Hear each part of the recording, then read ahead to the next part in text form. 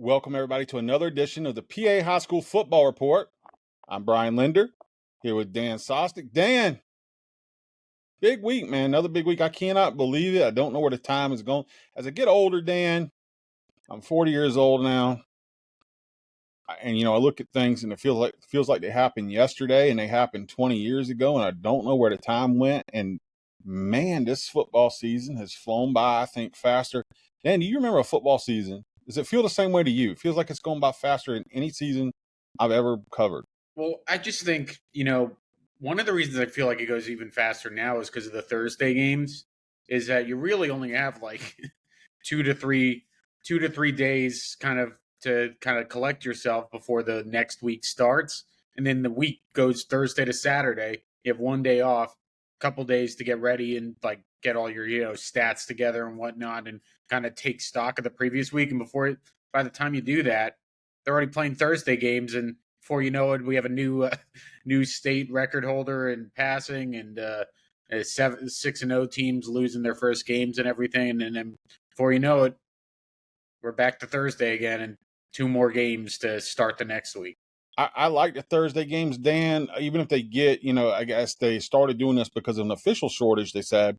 Mm-hmm. But even if they get back to regular numbers, I hope they keep them like, a set number of games on Thursday and then some on Saturday. Allows us to cover and see more teams and more games, more players. I like it a lot. I don't know how you feel about it, though. I mean, as far as being able to do that Thursday, Friday, and oftentimes we'll have a Saturday stretch. I don't think we have a Saturday game this week.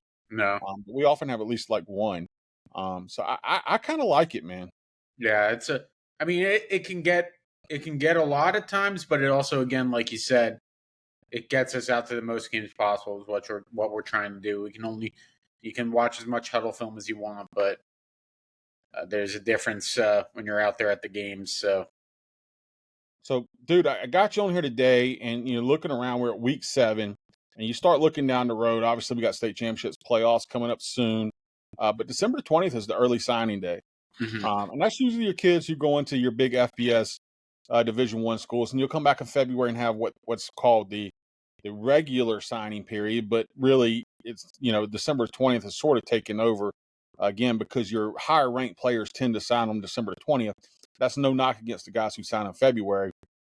It's just what's going on right now, sort of the climate. But after 7 weeks, Dan, you look around in the Mid-Penn and, Rico Scott's going to Alabama, the McDevitt wide receiver, and just looking at the Mid-Penn, there's some pretty darn good players who have yet to make their college commitments. And I think leading off, you got the state's all-time leading passing yardage guy who broke the record last week, may break the passing touchdowns record this week, Alex Irby from Steel High.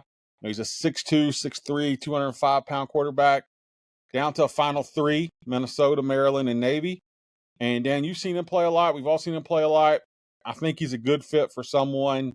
What do you think about this kid and Alex Irby? Again, he's got a Final 3 there. Well, I mean, beyond Alex Irby, I think the crazy thing is if you look at Steel High's roster, for all that talent, I'm pretty sure not a single player on that team is committed anywhere yet. Like, that's pretty rare for a team as good as Steel High. He's probably a headliner. His brother's really good too, right? Yeah. Alex, Andrew. I mean, then you got Ronald Burnett. You got Cam Chisholm is a good player. You got Eugene Green, who it might be a little small for defensive end, but I bet you can't find too many more productive players than him in the state. Obviously, Alex leads the pack, though, there with, the state passing record. You do look at that state passing record list, and a lot of the guys went to, pretty decent schools. There aren't any, like some of the guys that end up in the NFL are surprised. Like, you don't see guys like Chad Henne on there and anything. But you see a lot of guys who had really good, productive college careers, like Pat Sostek and those type of guys. So there's definitely a, Power 5 potential for Alex. For me, with him, it's all about getting the right fit, And that's so big for the quarterback position, and it's why I think it's smart that he's taking it down the wire to make sure he's going. He's finding a system that fits his game.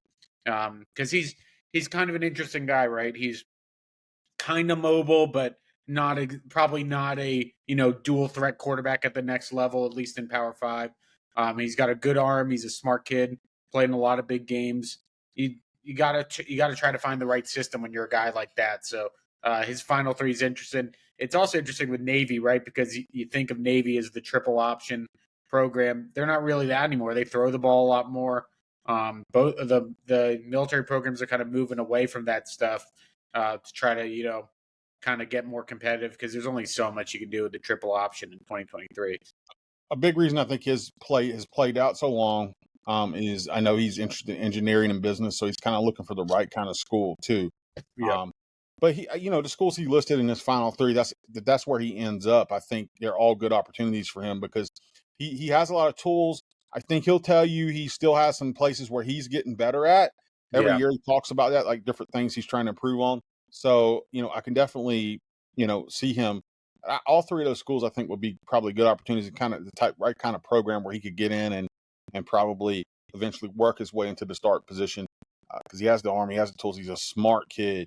I really like his brother, Andrew Irby Jr., who's a guard defensive tackle. He can play either one, too. He's about 6'4", 280. And then, like you said, you mentioned a lot of guys there. I think there's some real sort of steals on the roster here. I think is going to be a guy that has. Leon Perry is one of the best players in the area, and he kind of gets overlooked in a lot of things. But he was like the boss in that 1A state title game win last year. It was him and Marquise Beasley. Yeah. Marquise Beasley went nuts. But Jayon Perry's a good kind of safety receiver type prospect. I think he's a safety at the next level, but he's a baller. Rel Caesar Jr. is a kid, a wide receiver who just keeps getting better. He's got pretty good size. He's 6'1", 170. He's got 48 catches, almost 1,000 yards this season. He had 66 and over 1,000 last year. And then Cam Chisholm's really interesting to me because he's like a hybrid. If you're a college guy, he's 6'5", 220 is what they list him out on the roster. Now, I haven't seen him in person. You have, but that's what he's listed out on the roster. And he's athletic on film. So, he's a guy I think has a high upside type of guy too for somebody. Yeah, I mean, they use him on like reverse sweeps and everything too. So he's more of that new age tight end, right? Not like he's not built in like the George Kittle mold. He's built in like the Evan Engram mold where, he's more of a, wide out with the tight end frame. But he's a really good player too. And he's also a really good defensive end as well. So I think he's got 4 sacks on the year. I think there's another kid on this list who you really like from Central Dolphins, Matteo Crumbl. Tell us about him.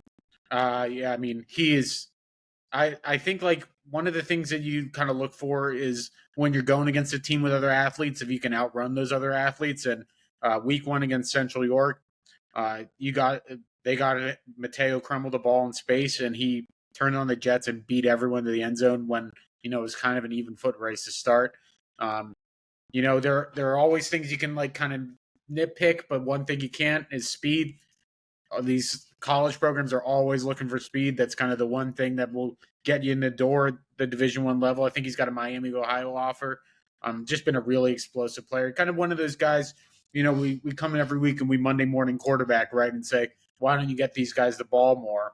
And obviously there are always reasons, and we're not head coaches, and it's a lot easier said than done to just, throw a guy screen pass and have him run 80 yards down the field. That's not how football works. But Matteo Crumbl's always one of those guys. I'm like, you got to just find a way to get him the ball because he's so explosive with it. And he plays a solid defensive back too. I'm not sure which position he'd play at the next level. I haven't dug deep enough in the film to know what position he's better at in terms of there. But I really like him as a player and because of that speed.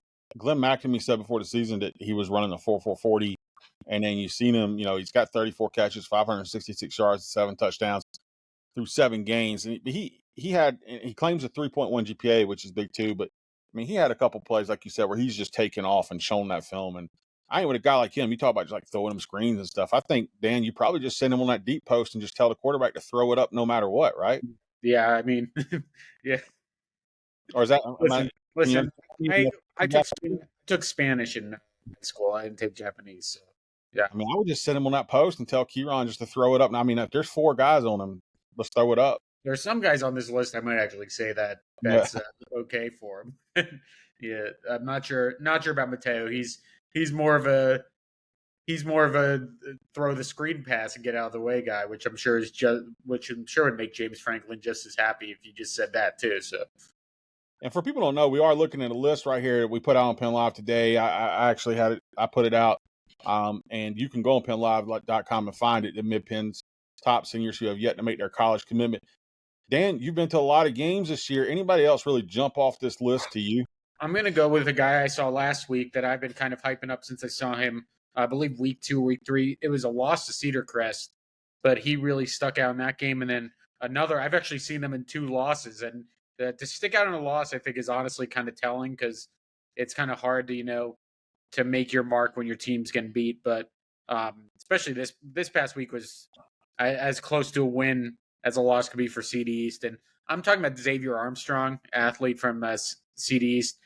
Not the biggest kid in the world, 5'9", 185, but he's just a football player. I think he might be better as a defensive back at the next level. He made some really nice plays, especially on, key downs, breaking up passes to pretty good Harrisburg wide receivers. But CD East also uses him as a wideout where he's become kind of a top target there. And they've been using him too as a Wildcat quarterback where he scored a couple touchdowns out of the Wildcat. He's a really good athlete, really tough for that 5'9". When you see 5'9", 185, that kind of sticks out to you too because that means he's pretty well built for that size. You kind of feel like he's ready to make that step. And on a team of CD East where, they already have those blue chip prospects like Jared Porter and Zach Brown, I think he's a guy that, could find his way to, maybe a PSAC school, maybe something even a little higher, maybe D1 AA or something like that and make his mark because I just think he's a really good football player. What you said, he's not the biggest, 5'9", 185. He's not the fastest either. He's not slow, but he's not the fastest. And when I turn on this film, we listed him as an athlete because, like you said, one of the things I liked about him as a receiver, when he caught the ball, he kind of turns into a running back. Some receivers are kind of like the straight line sort of speed. Really fluid. He can do a little bit of the running back stuff and get you some yards after the catch. But, when they put him on defense, like you said, he was in the secondary. He could cover a little bit. But he would come up in the box like a little linebacker, man, and puff his chest up and hit guys. So he is a ball player. And that's, I think you still have to have faith that there's a room for somewhere in some college program for a kid like that. Another kid for CD East real quick I wanted to mention who I think's really been sort of under the radar is this Antin Neal kid. He's 6'1", 170. Plays wide receiver, plays DB. I watched this film. He runs really well. Mm-hmm. 6'1", 170. He's got a little length to him. Got a little bit of length in his levers there in his arms, and he's made plays on both sides of the ball. Like 2 interceptions through the first half. He had he had 24 catches for over 400 yards. I think he's a little bit of a sleeper guy. I know you've seen him. I don't know if he's jumped out to you any. I like his film though. Yeah, I really think CD East has a ton of guys, at these skill positions. Clearly they do because you don't hang around with Harrisburg if you don't have guys at the skill positions, right? Like these are to be able to put up 28 points on them and run with them and play with a team as talented as Harrisburg. You've got to have guys like that. And Neal's another guy that he just gets open, especially on the intermediate and kind of shorter routes. Kind of helps out his quarterback, Damaj Jalot. I like him as well too. There's a lot of talent on that CD East team. I kind of wonder if next year is the year they really pop when they start developing because they lost a lot of linemen next year and they're going to lose obviously Neal and Armstrong, so it's kind of a shame you don't get to see them with that final form, Jared Porter and Zach Brown. But those are 2 really good players as well. I think there's another big dog or 2 on this list, man. I like Nevin Hopkins a lot. Bishop McDevitt, safety, wide receiver. He had some decent offers going into the season, like Akron, James Madison, Temple, Old Dominion, teams like that. He posted and said he got offers from. Still hasn't committed. Still hasn't announced his decision there. I don't know, what the deal is there, but I think he's a pretty darn good ball player. Yeah, from the first snap of last season against Ematep Charter, where he just kind of zoomed into the backfield for a tackle for loss. He's one of those, hard-hitting safeties that coaches are always looking for at every level. And, he's played a little wide receiver this year. But him and Jair Ralston, to me, you'd be hard pressed to find a better, duo in the defensive backfield in the state than those two guys. And I think it's just a matter of time before he's probably one of those guys, is really looking for the right fit, trying to find which of these offers that are kind of all similar levels is going to be the best place for him. So I think he's a guy that's going to pop at the next level as well. About 6 foot, 175-ish safety. He's playing a little bit of wide receiver for McDevitt this year too. I think he played at Division I level. Another guy who I think can play somewhere in that Division I level is probably Susquehanna Township defensive lineman Aubrey Carter, who had a good list of offers coming into the season. Really haven't checked back on his film this year. I know you watched Hannah a lot, but I just wanted to throw his name out there. And then another guy, Dan, I wanted to put out there too, Jake Hohenschelt from State College, offensive tackle. He's kind of interesting. He was playing like a tight end H-back type for them last year. He's up to 270, 6'4". Now he had some pretty good offers. And one more guy I'll throw in there for you is Marcus Quaker, the quarterback at West Perry. Probably not your typical anything in that he's like 5'10". I know he listens to the podcast. Marcus, you and I have talked about this. He's 5'10", probably about $170. He can run pretty good. Probably doesn't have the biggest arm, but he's pretty accurate and puts up big numbers every week. Good kid. He's got an offer from my mom's alma mater. So there's 3 guys there, Dan. Anybody else you want to add to that list or anything you want to say about those guys? Well, I mean, I echo everything you say about Marcus Quaker. There are certain guys that are just, are going to benefit. You're going to benefit having them in your program. And Marcus Quaker is one of those dudes that, he's going to find a way to stick. It's kind of like, those quarterbacks who switch to wide receiver and, are just going to do anything to, stick around. I think Marcus Quaker, you could tell him he'd have to play left tackle and he'd figure out a way to do it at some level. He's just a football player, and I don't think it's a coincidence West Perry's had the success they had under him. But another West Perry guy, I think we've talked about a couple times that I think I'm not even surprised that he's uncommitted yet, but it's just still shocking me that he doesn't have an offer yet. That's Ian Goodling. He could do anything. I mean, and sometimes I know college coaches, Dan, they struggle. Like, where is he going on our board? Is he a linebacker? Is he a safety? Is he a wide receiver? Is he a kicker? But he runs like a 5-ish 4. It's not like he's slow as molasses. He's 6 foot. Like leads the league. Pretty good. Yeah, he tops the league in receiving yards every year. Tops the league in interceptions every year. Is like always 15 for 15 on field goals every year. Like we've kind of said it on here before. I think at the very least, why wouldn't you want to have a kicker that could also make a tackle on kickoffs? Like this is his line as a junior, Dan. Yeah, 76 tackles, 11 for loss, 5 interceptions, 9 passes defense, 2 sacks, 71 receptions, 1,239 yards, 14 touchdowns, 65 of 67 on extra points, 7 to 10 on field goals with a long of 47. He does everything. And I think I was told too he has like a close to a 4.0 GPA or something. Like I think one of the things is he's not like the most self-promoting of kids. He just kind of goes about his business and but I would be shocked if he doesn't end up somewhere. He's just a good football player. That a lot of those West Perry kids are, and I think him and it would be kind of cool if him and Marcus Quaker ended up in a similar spot, But his Twitter says 4.0 GPA 4.5940. Yeah, so there's a spot for a guy like Ian Goodling. So at some point, production doesn't tell you everything. Like you could lead the league in the Mid-Penn in receiving yards and not really be that type of guy. But I mean, watching him, I just think he's a guy that you can find a spot for him. And I mean, we've seen plays in college and the NFL where the kickers don't want to make the tackle. I don't think that's happened with Ian Goodling. So, Central Dolphin, go back to them real quick. Jet France is still out there. He's an edge guy, 6'2", 225. Ryan Epps on Harrisburg has been really impressive to me this year. He hasn't been – he's a different player than Terrell Reynolds. No one's going to be Terrell Reynolds on Harrisburg, but he's really stepped up in terms of they've needed that guy to get after the quarterback. That's how that defense operates. They get you into the long downs and then come after you with their guys, and Ryan Epps has really stepped up. He's always been kind of a productive player for them, but he's really taken his game to the next level. And, I'm sure people always college coaches are always looking for a Harrisburg defensive end. He has a little bit probably of a tweener type build. He's 6'1", 235. I think he's probably a defensive lineman because he's got that sort of stockiness to him. But he is pretty athletic. I mean, when Matteo Hopkins got hurt last year, they put him in the backfield and give him some handoffs against State College. So he is an interesting guy. And like I said, he's got a handful of sacks. Jet France is that quick kid off the edge for Central Dauphin. There's some other guys here too I wanted to mention, and I'm just scrolling through the list of names, Dan. But Miles Hopper has been a guy that kind of emerged out of nowhere almost, and really looks like a guy that could play at like the PSAC type level or something. Running back athlete type from Central Dauphin. I don't know if he's going to be a running back at the next level. Could be.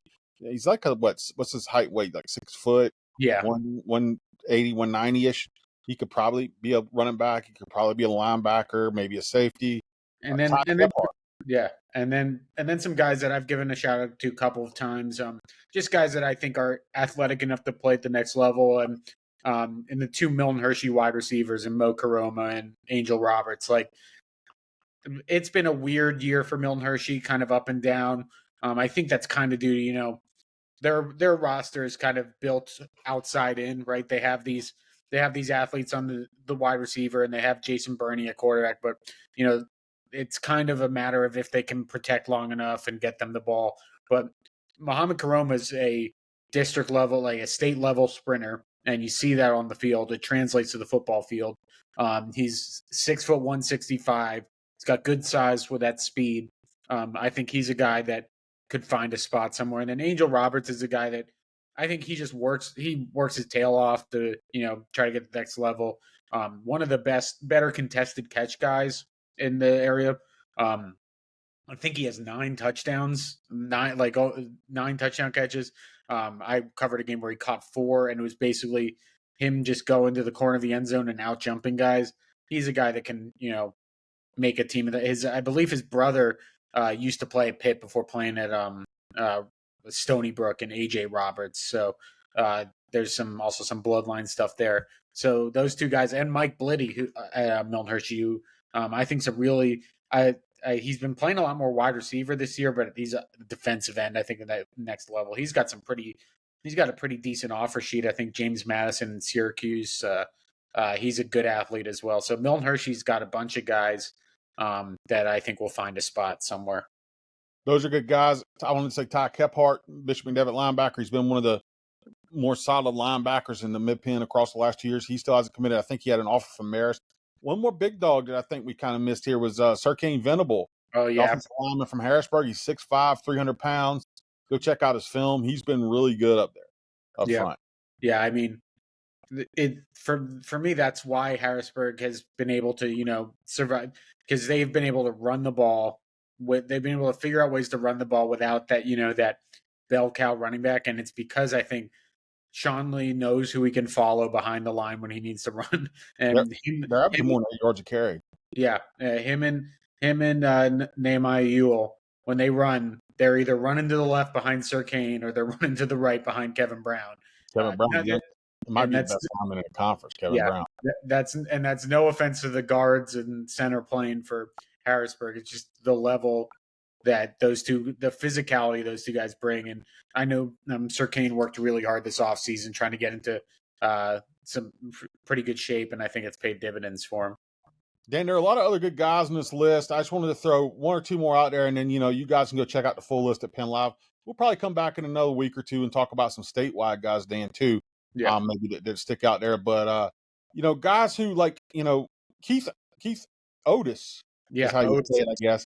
It's spelled Oats, and we've always said Oats, but I guess it's Otis over East Pennsboro. They're 6-1 now. They just had their first loss. He's 6 foot. He's 210 pounds. He plays quarterback and linebacker for him. I'm not going to sit here and tell you that Keith Otis is like the best prospect at any one position. But I will tell you he's a heck of a high school football player, because he's gritty, man. He's thrown for almost 1,500 yards and 11 touchdowns with just 3 interceptions. He's ran for 12 touchdowns. Then he's playing linebacker too while he's doing all that, and he has 75 tackles, 3 for loss. He's a winning type football player. He's going to do what you need to do to get the team to win. And East Pennsboro is not a team that anybody had circled to be 6-1, and they would not be 6-1 without Keith. Well, those are the guys that I kind of look for, right? Guys that the program has made a drastic turnaround since they've kind of showed up. That's why you look at the Marcus Quaker guys. You look at the guys that impact winning, right? And I think a guy like Keith Otis, who kind of leads both units for them pretty much. He's their defensive leader. He's your offensive leader, kind of helping turn around that program. That's definitely a guy that sticks out. I mean, and we should also give a shout out to Deacon Schaefer of Mifflin County, a guy that, no real secret, Mifflin County has not been a football powerhouse last 10 years or so. But he is a guy that, when you turn on the film, he's a good running back. He's 5'10", 170, so kind of small for the position, but he is a physical runner. 927 yards this year. I think it's top 3 in the Mid-Penn. Can catch the ball out of the backfield too. And again, one of those guys that, has really elevated the program around him. So kind of like Cam Chisholm, another guy who I think is really interesting with your kind of prototypes is Isaiah Danner out of Hershey. He's 6'6", 270. They played him at tight end. Yep. And I think he's probably an offensive lineman, a tackle, or a defensive lineman at the next level. He's an interesting guy I think people should look at. Angel Cabrera, he's 6'1", 6 foot, 230-pound running back for them. He's one of the top rushers in the Mid-Penn. He's probably a linebacker at the next level. He's not really a burner or anything like that, but he's a good kid. He wants it. Says he's got an offer from junior out of college. He's a thumper too. He's a physical kid. He can play. And then I'm going to throw one more in there just for you, Dan. And it's because I really did have this kid, I think in the top 100, 150 seniors in the state, Todd Milhouse from Lower Dauphin. Yeah. I think he's the big-time sleeper. We know the kid can play. He had a heck of a junior year. He has not played a game this year. Coach Josh Brellick told us he had a high ankle sprain. But if you're a college coach out there really looking for maybe a sleeper, pull up his film. I'm not going to tell you he's like a, Power 5 kid or a big FBS kid, but he can help somebody somewhere. And he's more of an athlete. He played running back for them, played some like safety, I think, or linebacker. Returner. This is the type of thing you really hate to see, though, right? Is that a kid who's kind of on that verge of getting a bunch of offers, kind of really seeing his recruitment kind of take the next step, and then you miss the first 6 games of your senior year that are so important because of a high ankle sprain you suffer pretty much the week before camp, I believe. I've been hyping him up all year only to see him not play, but Good ball player. I really believe, I just think it's one of those things, like we've said before, you pick up that Bishop McDevitt film, you watch him running around with that McDevitt defense. He's a guy, and if the McDevitt defense, let's be honest, is basically at worst like a PSAC level talent, especially last year. A talent pool, and to be able to outrun players on that defense and not look outmatched, which most players are in the Mid-Penn when they're going against McDevitt. I just think there's a spot for him. And you really hope. I'm covering their game this week. I'm hoping he's back because he's a kid that it's guys like him, guys like a different situation, but guys like Jeremiah Hardgrave, right? That they're right on the verge. These senior seasons are huge for him, and to not have the opportunity kind of put on those last 10 games of huddle film really stinks. But a lot of these kids, they're football players. They'll find a way to get somewhere and come hell or high water. So I think there's still a lot of talent out there, and I don't know what it is. In past years, you probably had some of these kids already wrapped up. A lot's changed over the years, and I talked about being 40 now, and everything 20 years ago seemed like it was yesterday. But just in recruiting alone, from changing up and having the early signing period, which is really kind of like the big one now, and then the February day too. Any signing period is big for guys. Lots changed, and the transfer portal I think's changed too.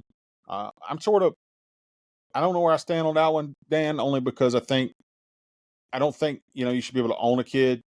And especially you're asking kids to make the biggest decision in their life, one of the biggest decisions of their lives, when they're like 16 years old. It goes both ways though, because then these kids lose their jobs because of the transfer portal too. Like it's really a double-edged sword. You don't know, you come in as a quarterback, and 2 years later they bring in a quarterback from let's just say Boston College, for instance. Something. And then you don't see, yeah. And then you don't see, Then you see some kids who are in high school who don't have the offers yet that they probably would have had 5 years ago. And it's because, I think in part because I think schools are trying to find, a 20-year-old who has some experience Yeah. in the portal versus a guy who's going to be 17 or 18 or 19 when he gets there with no experience. So, well, that's why people said, Clemson's fallen off because they refuse to use the portal and kind of go the old-fashioned way. And that Dabo's a goober. I mean, come on. Yeah, but you're also playing with 18-year-olds against 21 years old. It's tough to win. He's all about the kids, but he doesn't want the players to get paid. Yeah. Okay, listen, and we're not even talking about schools paying players. You're talking about name, image, likeness. They're getting paid for what they're worth, okay? Whatever somebody thinks they're worth.